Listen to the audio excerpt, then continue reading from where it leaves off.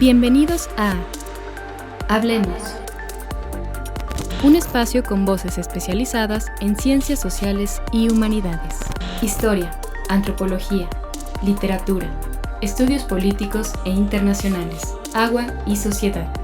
Divulguemos la ciencia. Ya comienza Hablemos. La seguridad alimentaria se vio comprometida a partir de la crisis que provocó el COVID-19. Vamos a platicar el día de hoy con la doctora Fuensanta Medina, quien es experta precisamente en este tema. Bienvenidos, bienvenidas, comenzamos. En un mundo donde se produce más comida que nunca, ¿por qué millones de personas siguen sin tener acceso a los alimentos necesarios? De eso se trata la seguridad alimentaria, de garantizar que todas las personas, en todo momento, tengan acceso físico y económico a alimentos suficientes, nutritivos y seguros para llevar una vida activa y saludable. No se trata solo de que haya comida en los mercados o tiendas cercanas, sino que cada familia pueda acceder a ella de manera justa, sin importar su condición económica o el lugar donde vive. La seguridad alimentaria es un tema de suma importancia para la sociedad, porque está directamente ligada a la salud, la educación, la paz social y el desarrollo sostenible. Hablar de seguridad alimentaria es hablar de derechos humanos, de justicia y de construir sociedades resilientes.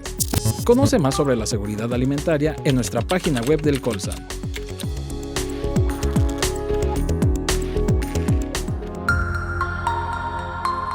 ¿Qué tal? ¿Cómo están? Bienvenidos. Vamos a comenzar el programa de hoy y bueno, pues como ya vieron, tenemos a una invitada que tiene una amplia trayectoria y que en los últimos años ha estudiado el tema de la seguridad alimentaria. ¿Qué es? ¿Qué pasó con el COVID? ¿De qué manera impactó? Usted y yo sabemos que el COVID nos impactó en muchas esferas de nuestras vidas y particularmente hoy vamos a revisar este tema. Agradecemos mucho que nos acompañe la doctora Fuensanta Medina. Doctora, ¿cómo estás? Bienvenida. Gracias, Lidia. Como ustedes saben, es investigadora del programa de estudios políticos e internacionales y bueno, pues hoy la hemos invitado precisamente porque tiene una serie de informaciones que están relacionadas precisamente con este tema de la seguridad alimentaria, particularmente después del COVID en México.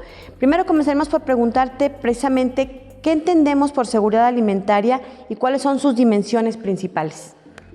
Mira, la seguridad alimentaria es que las personas tengan acceso a los alimentos en todo momento, en circunstancias, en circunstancias constantes, ahora sí, y que esos alimentos sean inocuos. Eso es básicamente lo que podríamos entender por la seguridad alimentaria.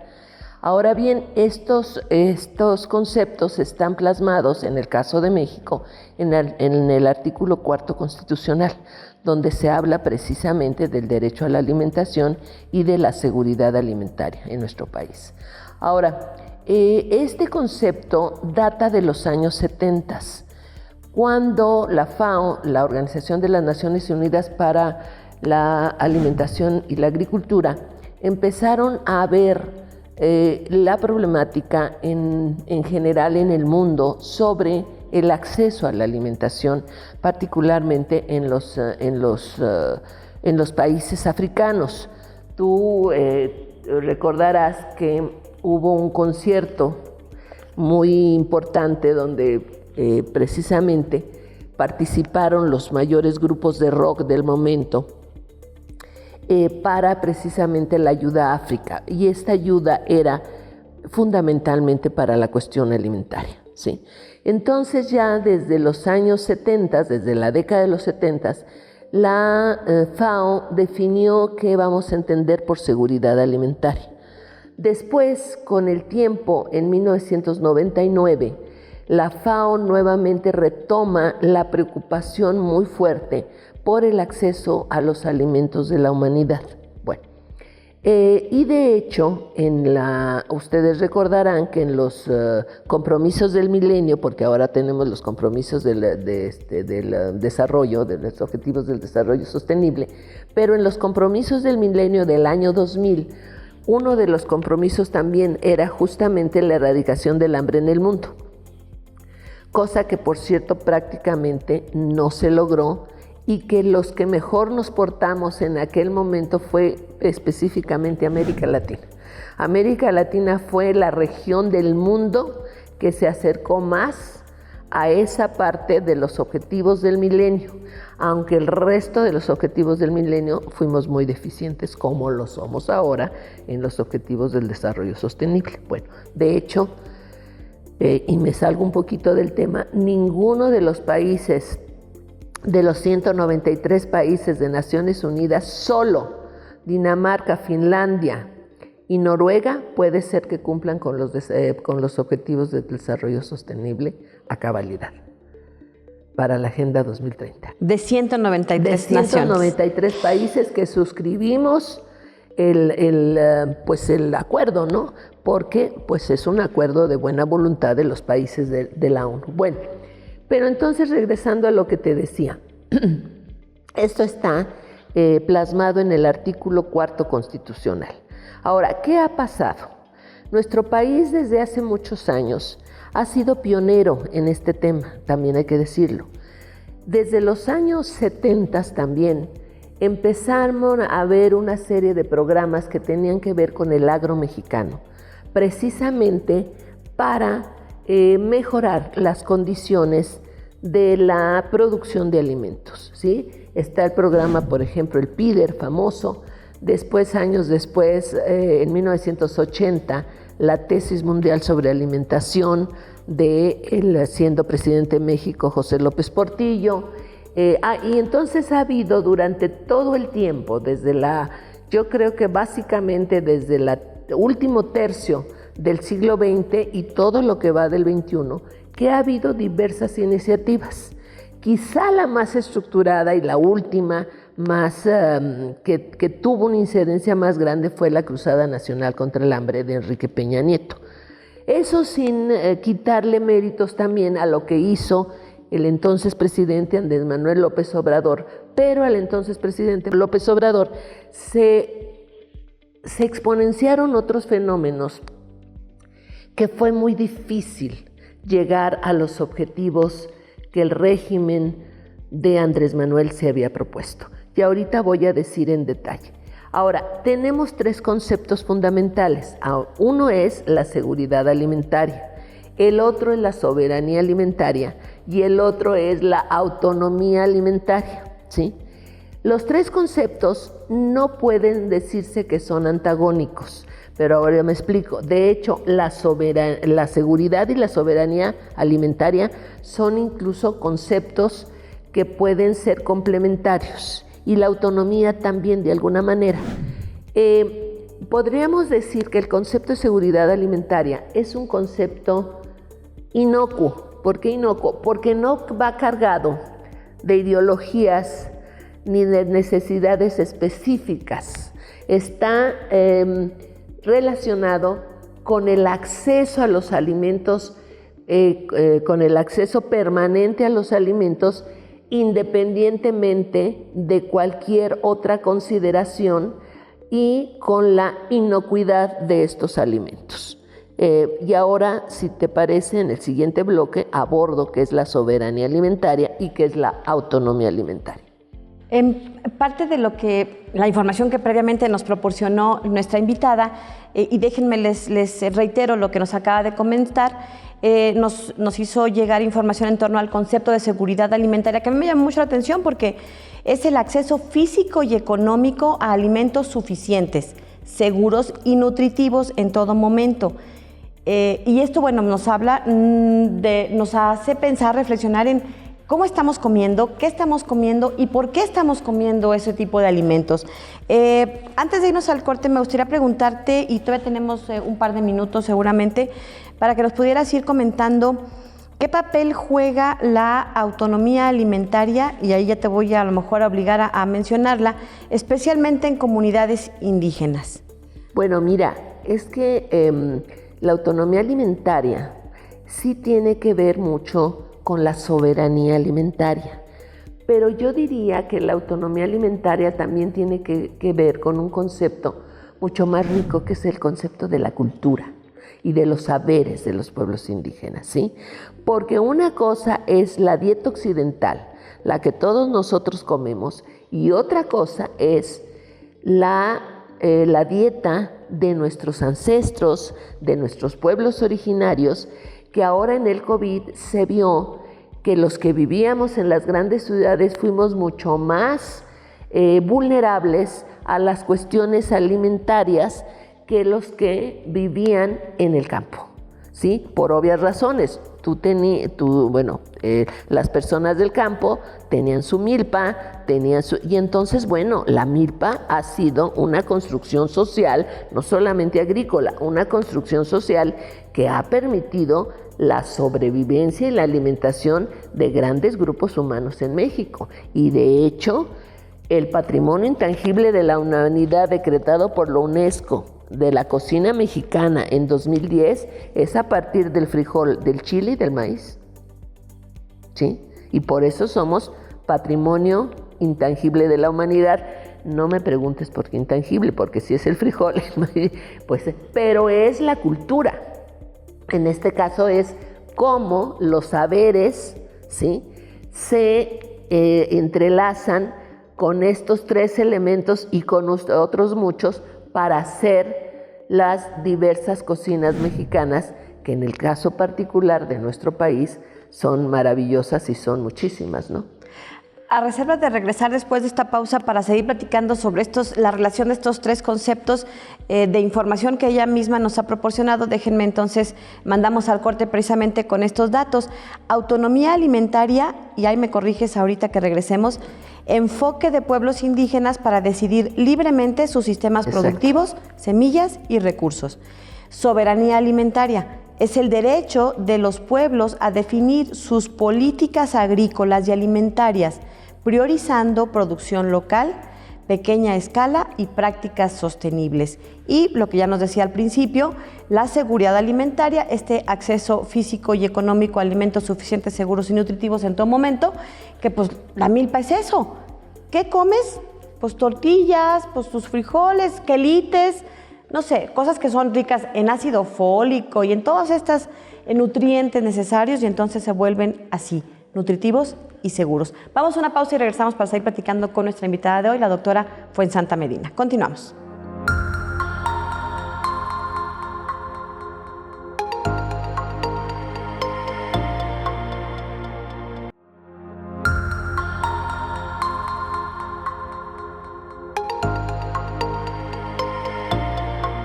Bien, estamos de regreso y vamos a ir platicando sobre este tema de seguridad alimentaria post-COVID en México.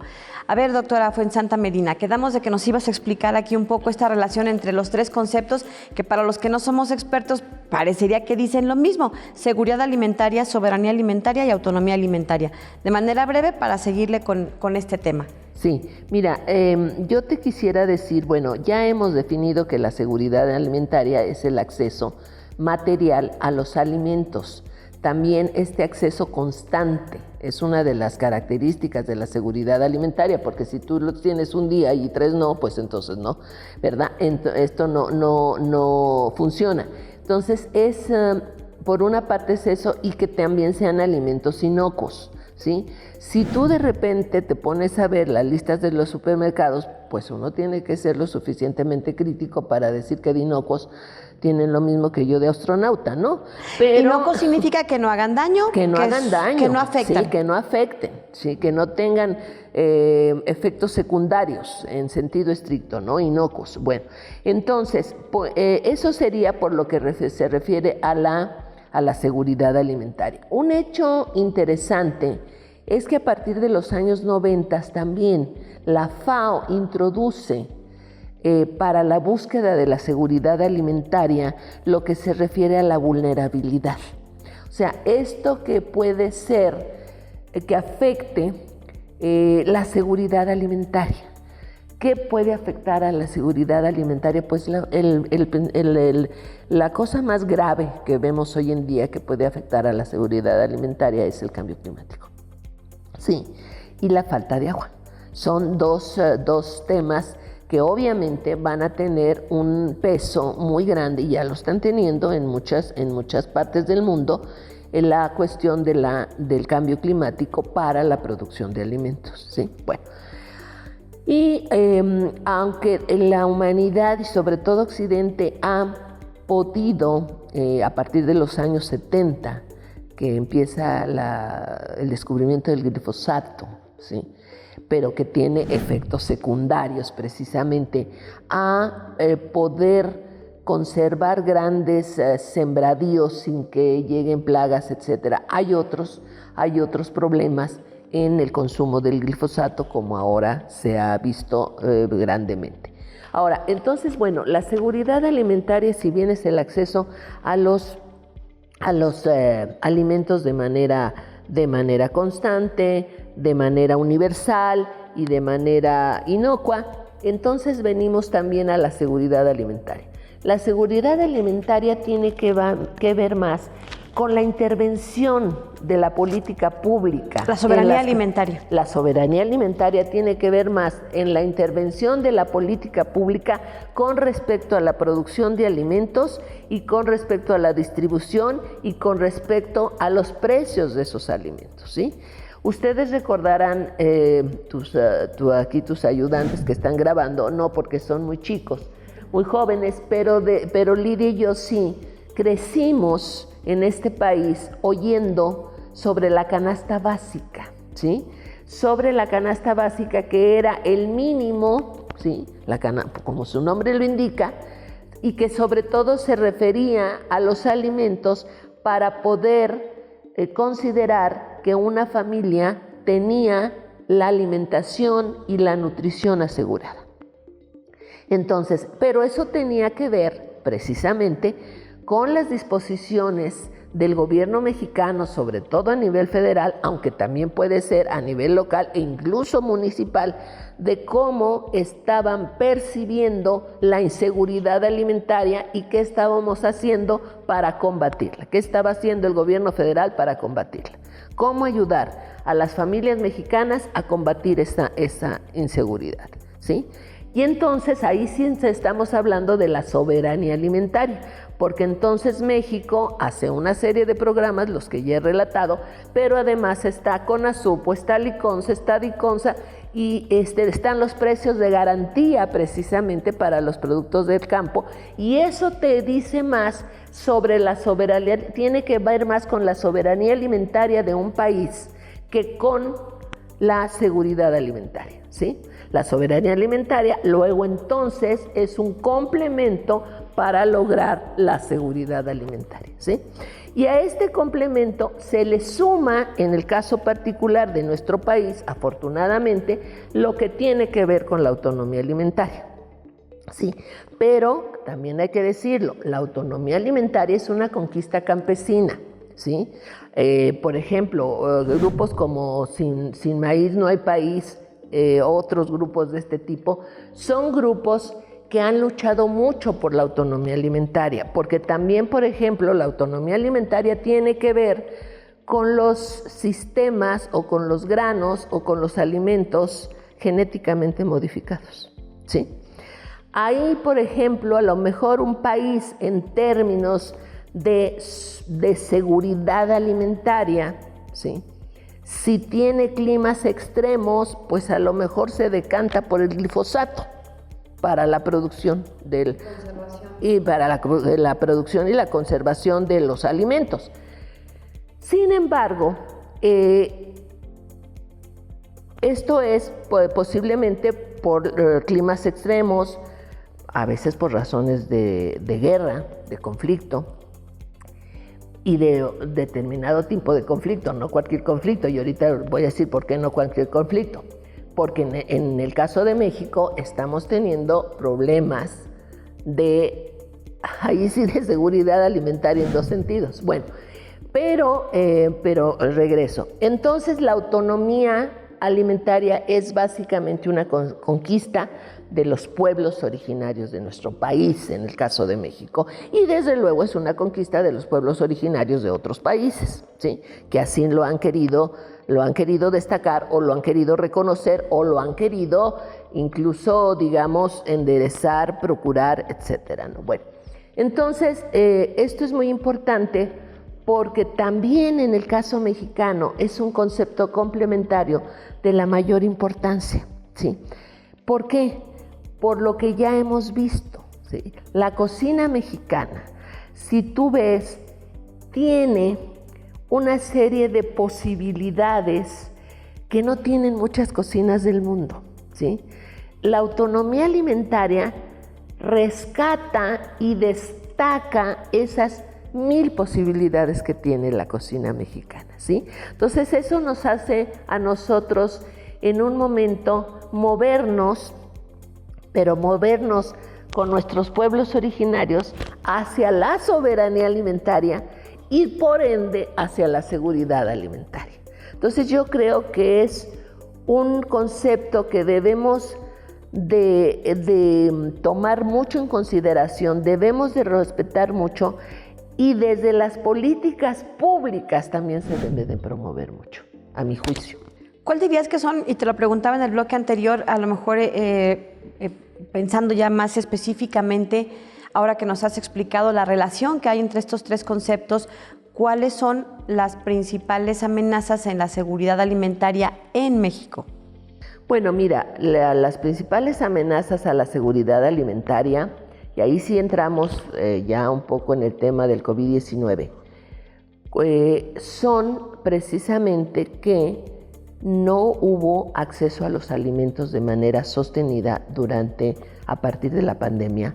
Bueno, obviamente durante la pandemia y a partir del 2020, ya cuando se declara la pandemia, hacia finales del 2020, empieza a haber problemas en las cadenas alimenticias, por una parte, pero sobre todo empieza a haber problemas porque muchas personas pierden su trabajo, pierden sus ingresos y la falta de ingreso les hace tener obviamente menos acceso a los alimentos.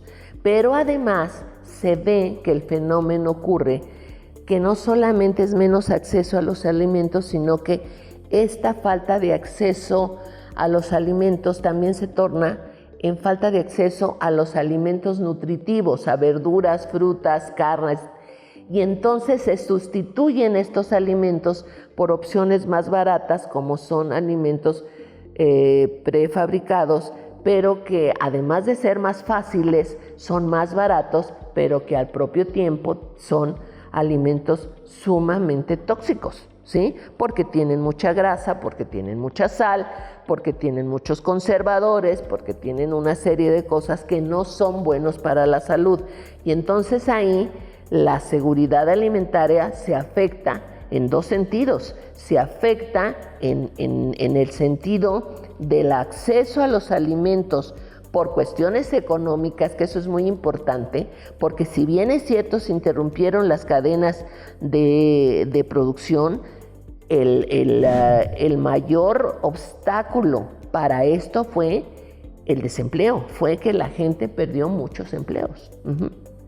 Entonces este fue pues realmente el problema más grande. No era que no hubiera tanto los alimentos como el hecho de que las personas no tenían cómo comprarlos, ¿no? Y es que hay que recordar, aunque a algunos nos pareciera un poco lejano, la realidad del COVID comenzó apenas hace 5 años y el confinamiento y la pérdida de empleos efectivamente fueron una muy mala combinación para muchos impactos sociales, pero particularmente en el que hoy estamos revisando, tiene que ver con el impacto en la dieta de las familias en nuestro país. Vamos a ir a una pausa y regresamos para seguir platicando con nuestra invitada de hoy, la doctora Fuensanta Medina, académica del Programa de Estudios Políticos e Internacionales aquí en el Colegio de San Luis. Continuamos. El concepto de seguridad ha cambiado con el tiempo. Antes se entendía principalmente como la protección del Estado frente a amenazas externas. Hoy la idea de seguridad humana nos recuerda que la seguridad también significa proteger a las personas, garantizar su bienestar, sus derechos y su dignidad. En este marco se llevó a cabo el Seminario Permanente sobre Seguridad y Desarrollo 2025. En esta ocasión, el pasado 21 de agosto, el Dr. José Santos Zavala impartió la conferencia En Política Pública se evalúa personas o acciones, donde se reflexionó sobre cómo las políticas públicas deben centrarse no solo en indicadores o resultados abstractos, sino en las personas mismas, en sus derechos y realidades cotidianas. Este seminario forma parte de un esfuerzo por abrir espacios de diálogo crítico en torno a los grandes retos sociales, como la pobreza, la desigualdad, la exclusión y la discriminación, en relación con los Objetivos de Desarrollo Sostenible de la ONU. Con estas iniciativas, el Colsan reafirma su compromiso con la investigación, el debate y la construcción de alternativas que contribuyan al desarrollo y la seguridad humana en todas sus dimensiones. Puedes consultar esta plática en nuestra página de Facebook y YouTube.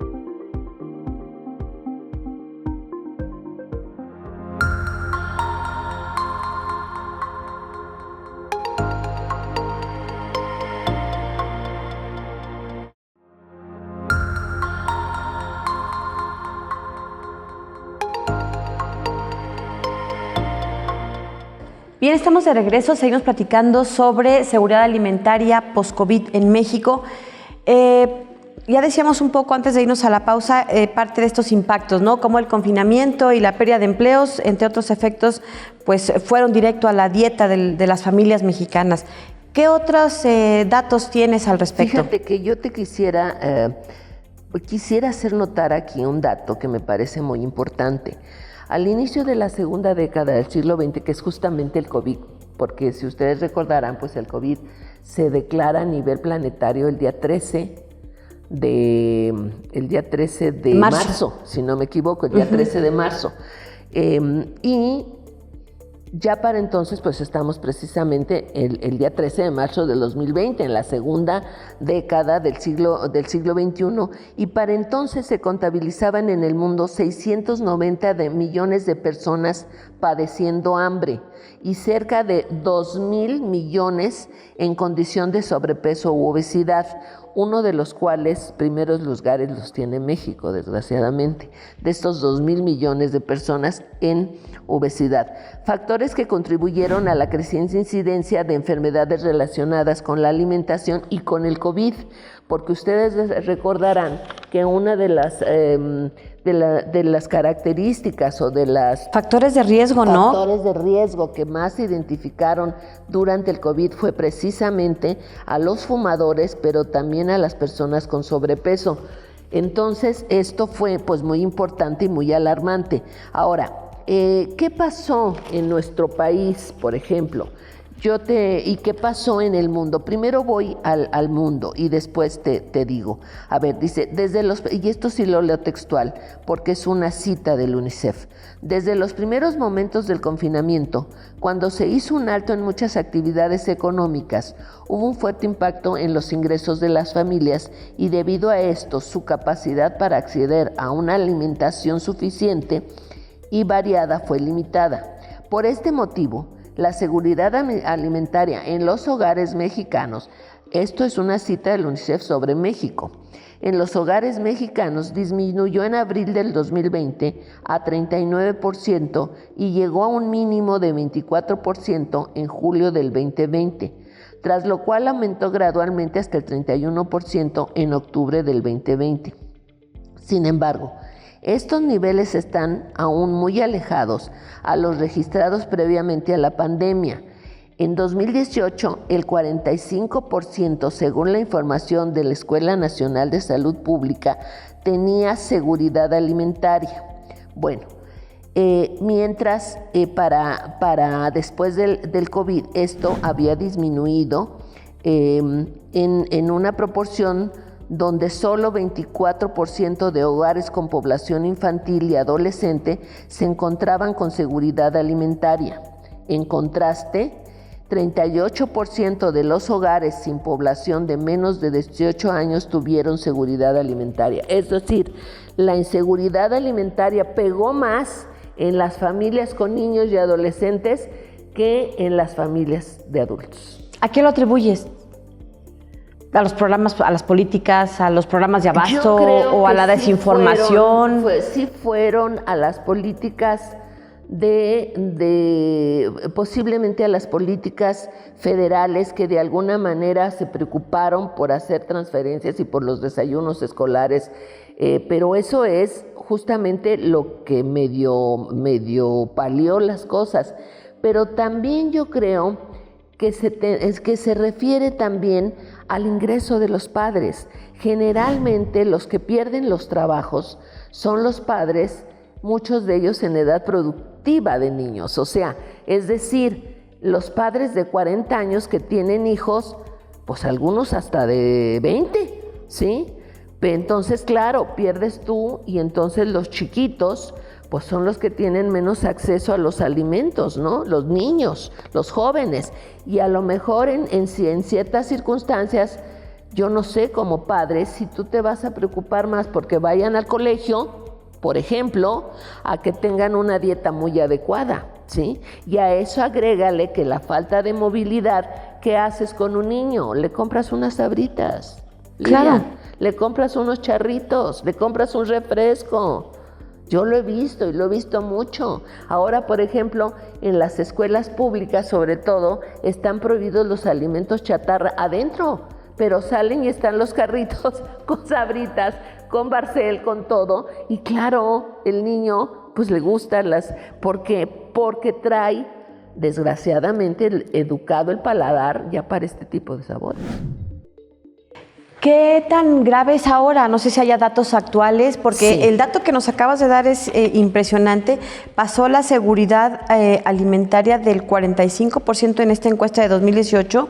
A octubre de 2020 bajó al 24% en hogares con niños. ¿Y qué papel debería jugar ahora? ¿Qué políticas públicas hay? ¿Cuáles son como sus fortalezas y sus limitaciones? Mira, yo creo que la última política pública más o menos estructurada, porque también tuvo pues como todo, ¿no? Sus limitaciones, fue la Cruzada Nacional contra el Hambre. A mí sí me gustaría hacer también algunas consideraciones después de la Cruzada Nacional contra el Hambre, durante el régimen de Andrés Manuel López Obrador. ¿Por qué? Porque si bien es cierto, el presidente Andrés Manuel López Obrador también se preocupó mucho por la seguridad alimentaria, hubieron cosas que desvirtuaron totalmente esta preocupación. Obviamente, lo más grande fue el escándalo de Segalmex, ¿sí? Que precisamente fue construido y creado para garantizar la seguridad alimentaria en este país. Y bueno, te voy a narrar, por ejemplo,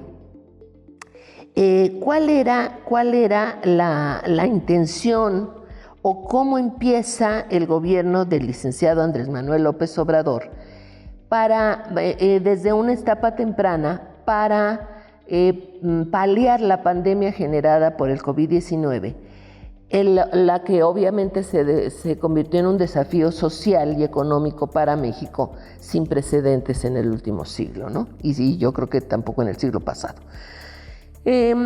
Por ejemplo, como hemos dicho, yo creo que una de las cosas que el presidente mexicano se preocupó fue en mejorar las cuestiones del campo, la producción.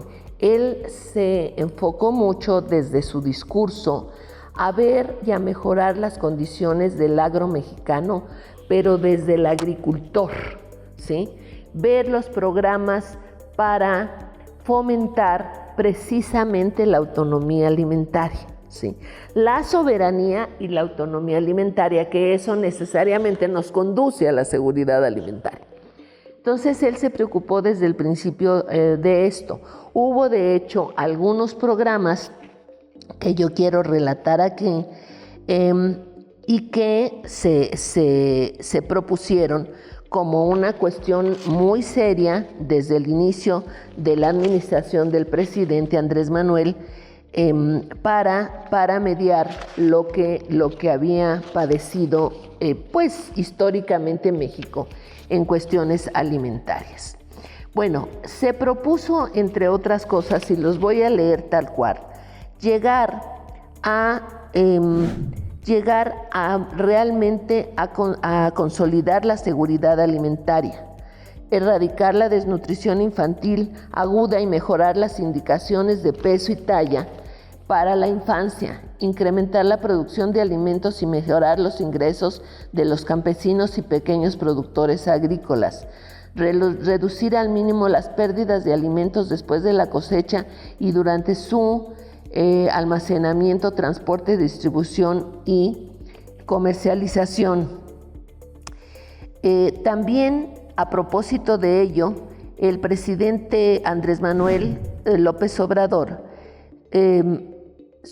hizo el Grupo Intersectorial de Salud, Alimentación, Medio Ambiente y Competitividad, el cual se conformó con 6 secretarías de Estado, la Procuraduría Agraria y los organismos sectorizados de cada dependencia, para promover una producción suficiente y sustentable de alimentos saludables. De esta forma, la iniciativa priorizó la producción de la agricultura familiar y de medianos productores, al tiempo que se enfocó en la protección y restauración de los servicios ambientales esenciales para el campo mexicano. Sobre ello, el sitio oficial del gobierno mexicano en su momento señaló que el programa buscaba la articulación, armonización y evolución progresiva de las políticas públicas en total alineación con los principios rectores del Plan Nacional de Desarrollo para lograr los siguientes objetivos: incrementar la producción nacional de productos básicos, incentivar la eficiencia y el procesamiento, distribución y comercialización de los productos agrícolas, también de pesca y también de carne, garantizar el acceso físico y económico a dietas saludables, sostenibles y culturalmente adecuadas para todas las personas en el territorio nacional, con especial atención a la población que enfrenta carencias en el acceso a la alimentación. Y por último, contribuir en la reducción de la prevalencia de la malnutrición, sobrepeso, obesidad y desnutrición mediante el fomento de hábitos de alimentación saludable. Nosotros recordamos que una de las grandes iniciativas del gobierno federal, y a lo mejor a veces les negamos valor, pero en el largo plazo, quién sabe si tenga un impacto importante, fue el sellado de los alimentos, ¿sí? Que ahí nos falta todavía mucha información y cultura, pero regresando platicamos precisamente cuáles son los principales retos y desafíos en torno a este tema de la seguridad alimentaria. Una pausa y regresamos.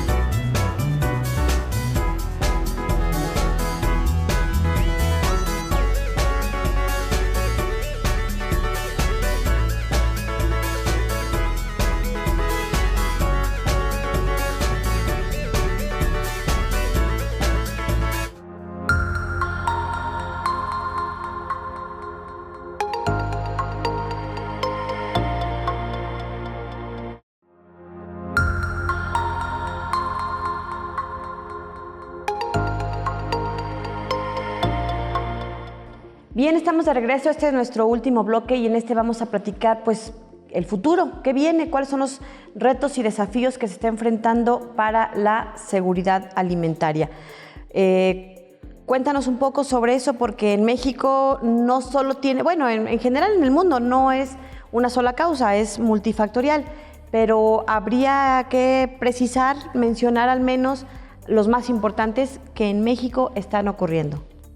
Bueno, te decíamos que en el bloque anterior estábamos hablando de los sellos y estos son muy importantes. No sabemos todavía el impacto que realmente han causado, porque yo aquí hago un paréntesis. Una de las cosas que tenemos que reconocer, aún en el caso de México, que tiene una cultura culinaria tan amplia, es que Uno de los grandes procesos hegemónicos de los Estados Unidos es el que realizó desde 1945, a partir de la alimentación. ¿Sí? ¿Por qué digo de los grandes procesos hegemónicos? Porque a partir de la Segunda Guerra Mundial, el modelo de consumo alimentario, ¿sí?, para Occidente fue el modelo de consumo alimentario de Estados Unidos, fundamentalmente. Es cuando la explosión de la Coca-Cola, de Kellogg's, ¿Comida rápida? Las comidas rápidas, sí. Entonces, pero de comidas sumamente procesadas. Los hot cakes, ya tenía mucha gente acceso a los hot cakes, ya tenía mucha gente acceso a otro tipo papas de... fritas, las hamburguesas. papas fritas, hamburguesas. Pizzas. ¿Sí? Entonces, pero todo este es el modelo. Pero además eso, acompañado, ¿sí?, de las grandes compañías farmacéuticas, fundamentalmente Bayer, ¿sí?, que es la gran compañía que crea el glifosato, ¿sí? Y entonces, a partir del uso del glifosato, tú empiezas a tener una dieta que te permite comer cerezas en un clima que ni es de cerezas y que además tampoco es el momento de las cerezas si nos atuviéramos a los cambios de estación, ¿sí? Entonces, todo eso empieza a derivar en una serie de procesamientos para los alimentos que ahora nos están diciendo con los 3 sellos: esto trae mucha sal, esto trae mucho azúcar, esto trae muchos aditivos, ¿sí?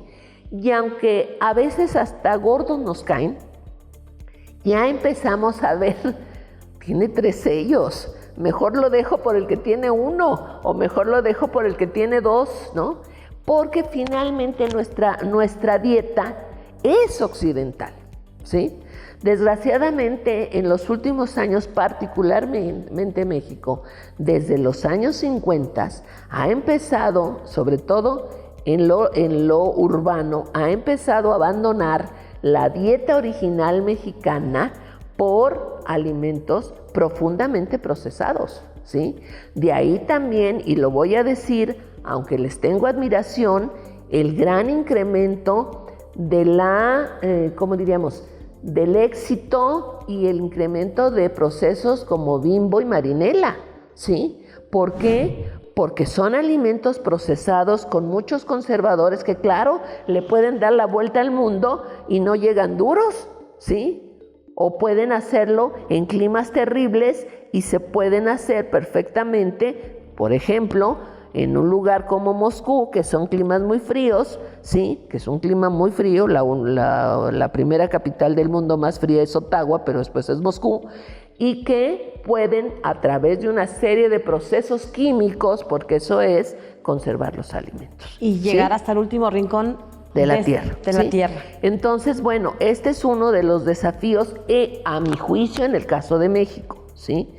No quiero decir con esto que, bueno, no permitamos esas grandes empresas, pues esas grandes empresas son la cara moderna de México, desgraciadamente, como lo es Cemex, ¿no? Pero también hemos experimentado, ese factor que mencionas es sumamente importante, y me gustaría que pudieras referirte, con los poquitos minutos que nos quedan, a los otros desafíos que tienen que ver con, por ejemplo, el crimen organizado. Lo hemos padecido en los años recientes, que si el aguacate está carísimo, que si el limón está carísimo, y tiene que ver con los conflictos que se viven en las zonas productoras, en Michoacán, por ejemplo. Claro.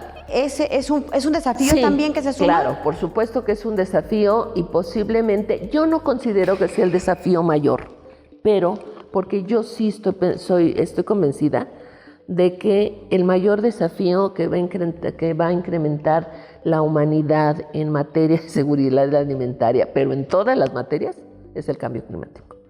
La migración, hasta hace rato, poquito, fue una migración de origen económico, y hoy en día, desgraciadamente, de mucha violencia social. Pero yo le doy 5 años más, para empezar a ver las grandes migraciones de seres humanos por el cambio climático. Va a motivar muchos efectos. Muchos efectos. El cambio climático, desgraciadamente, ya lo estamos viendo. Una ciudad como la Ciudad de México que solo Dios a qué puede estar condenada, porque ha sido muchas las personas que se han ido a vivir a la Ciudad de México. Y esto pues estamos viendo las grandes inundaciones y los grandes perjuicios del cambio climático. Bueno, pero volviendo a lo que tú me preguntas, efectivamente, los dos grandes desafíos que tiene nuestro país en materia de seguridad alimentaria está la seguridad pública, es decir, el crimen organizado y el narcotráfico, y también el tráfico de seres humanos, ¿sí? Y la otra es la corrupción y la tercera es el cambio climático, ¿sí? Son los tres grandes desafíos. Obviamente ya se ha visto, por ejemplo, que en el caso del crimen organizado, cómo está perjudicando a los diversos productos que son los principales productos de exportación que tiene el agro mexicano. El aguacate de Michoacán, fundamentalmente, el limón, ¿sí? El jitomate, que son tres productos de exportación muy fuertes y que todos están siendo víctimas del crimen organizado, ¿sí? Ese es un punto. Y ahorita voy a dar las cifras ya para cerrar el programa. El otro caso es el caso de la corrupción. El caso de la corrupción, particularmente en el asunto de Segalmex, fue terrible, ¿sí? O sea, el hecho de que se le llame la estafa maestra de la Cuarta Transformación no es una cosa menor, ¿no? O sea, una empresa dedicada a la seguridad alimentaria, que lo que pasó, todavía su daño, yo creo que todavía no lo alcanzamos a percibir en su magnitud real.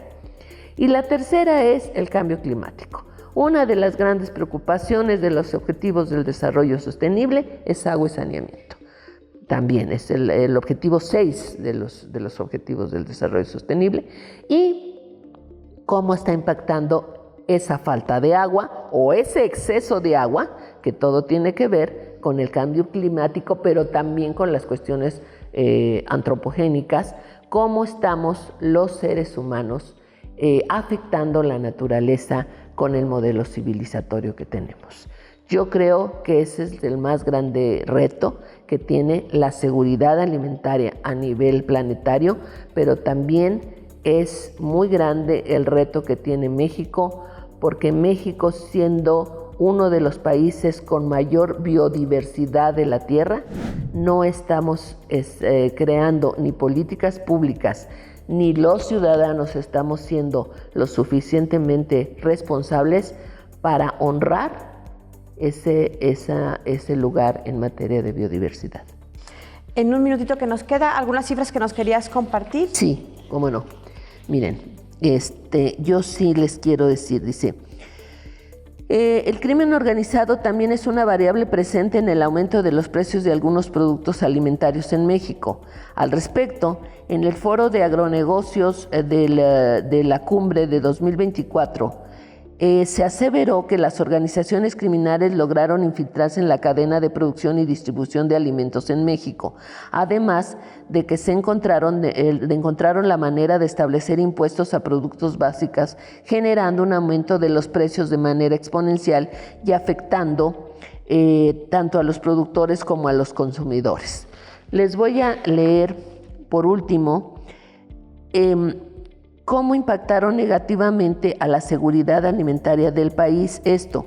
Por ejemplo, el precio de la canasta básica entre los años 2019 y 2020 registró un incremento de 6.1% en zonas urbanas, pero de 7.6% en zonas rurales en su valor anual, mientras que el salario mínimo disminuyó 2.5%. Como consecuencia, la pobreza laboral en 2019 pasó del 37.3% al 40% en el año 2020, año en que la canasta alimentaria alcanzó un valor de 1,666.25 pesos en zonas urbanas y de 1,194.31 pesos en zonas rurales. Bueno, pues con eso nos despedimos. ¿Un mensaje final que gustes agregar? Bueno, pues yo el mensaje final que a mí me gustaría decir es que nosotros tenemos que procurar en nuestra vida diaria una mayor seguridad alimentaria. ¿Cómo? Tratando de consumir alimentos frescos, fundamentalmente menos aditivos.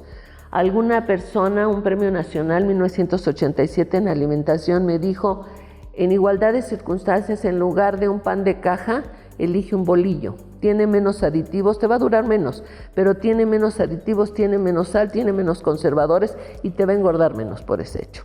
Entonces, yo creo que nosotros tenemos como personas una gran responsabilidad, porque también la salud alimentaria o la seguridad alimentaria, en el caso particular de México, va de la mano con la prevalencia de la obesidad y del sobrepeso, que es un problema de salud público muy, muy importante.